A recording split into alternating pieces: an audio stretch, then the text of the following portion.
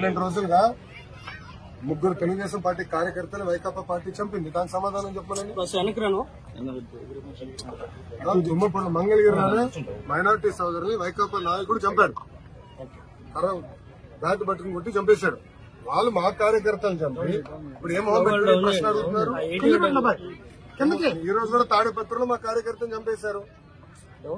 చంద్రబాబు నాయుడు గారు ఓర్పు సహనంతో మమ్మల్ని ఉండమన్నారు కనుక ఓర్పు సహనంతో ఉన్నాం. లా అండ్ ఆర్డర్ మెయింటైన్ చేయమన్నారు కనుక మేము ఎక్కడ ఇష్యూ చేయట్లా. మంగళగిరిలో కూడా లా అండ్ ఆర్డర్ ఉండాలి, నేను ఇష్యూ చేయట్లా. చెప్తున్నా, మిమ్మల్ని అడుగుతున్నా, ఎక్కడండి వైకాపా కార్యకర్త ఎవరు దెబ్బ తగిలింది, ఎవరిని చంపా? మేము ఒక్కడి జోలికి వెళ్ళాం. మేము వాళ్ళు ముగ్గురు మమ్మల్ని చంపి తిప్పి మా పైన ఆరోపణ చేస్తాం. కరెక్ట్ గా రుషికొండ ప్యాలెస్ బహిర్గతమైంది.